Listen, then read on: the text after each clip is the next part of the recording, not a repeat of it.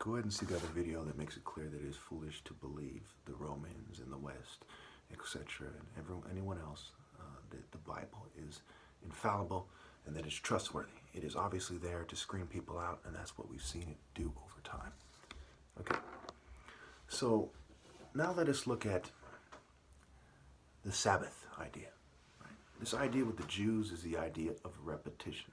Two things come to mind. One is it is some beta bitch shit to stone somebody to death. Okay, they're far away, they're not risking getting hurt, basically, and they're stoning them to death.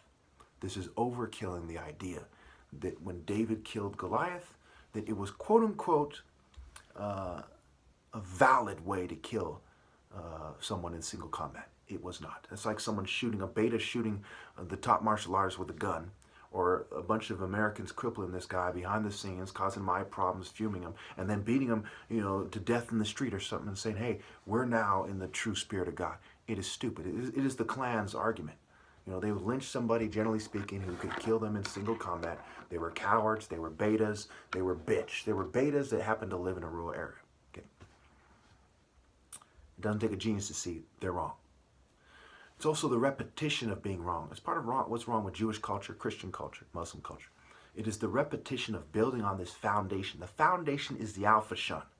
The martial artist doesn't get a chance to show that he is superior from a superior patriarchal line. You have a bunch of people who dealt in black slavery, pretending that their line and their fathers are superior. Their fathers are snakes. The leopard kills the snake, folks. I don't know if I'm allowed to put the picture of the leopard killing a snake, a boa constrictor, python, or whatever. But the leopard kills the snake. Okay. Naturally, in combat, he has the upper hand. He has teeth, so when the snake wraps around him, he can bite him. He has claws. He can easily kill the snake, the big snake. So, repetition in combat ideas. Why is there no African rank in society? We have Eastern martial arts. People have black belts. 9th degree black belts, 3rd degree black belts. They have ranks. We have ranks in the military, ranks in the police. We have white and Asian ranks. We have Native American ranks. There's chieftains. Where are the black African ranks in society? You have Muslims have ranks. Whether they should or not. They have, Muslim teachers. Where are the African ranks? There's no African ranks. Obviously, that is unfair.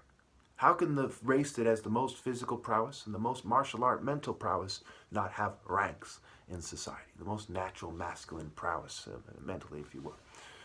Now let's look at it in terms of the female counterpart. A lot of you are sucking a male dick right now. You're like, well, I'm a man and I don't like him saying this, and you have a beta thong on.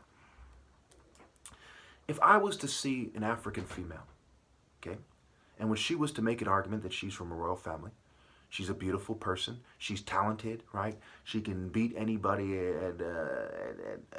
at things that women do, right? This is different than men, right? And dancing, she's flexible. She's a painter. She's things that are associated with women. Those are female things to do, not a man. A great warrior is not going to waste his time painting a picture. This is one of the Western ideas. It is the kind of checkered floor yin-yang garbage. Okay, she's talented at things that women do, okay? And she says they're shunning me. They're not giving me my rightful place. She's a very moral woman. She's come up with profound moral sayings that are superior to their interpretations of their Bibles, their Hotep movement, or whatever. Okay, I'm going to say, look, you're all acting like house nigga bitch.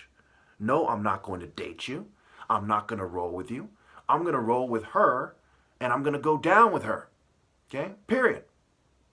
I would rather die with her being harassed and abused the whole way, even if I'm going to be raped in the process, than roll with you pussies. And if my family puts on pink thongs and rolls with you, good riddance.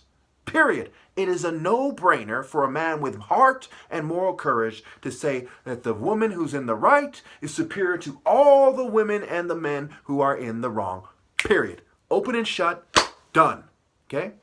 It's a clear-cut case when you look at it in terms of the female. That's what should be done. How come it gets confusing when we talk about it in terms of a man? Because people are jealous, false pride, cheese dick bitches that will go out of their way to pretend they're men. They will cut off people's dicks to pretend they're men. They will covertly drug them. They will cause them to have eye problems. And obviously they didn't cut off my dick, but blah, blah, blah, blah, blah. They will do all kinds of sniveling bitch shit that makes them less than a little girl. They are less than this girl on this peanut fucking, this girl, they're less than a Girl Scout white belt, okay? They're acting like sniveling bitches. Nobody, not even for a moment, should look up to them. Nobody, not even for a moment, should obey them.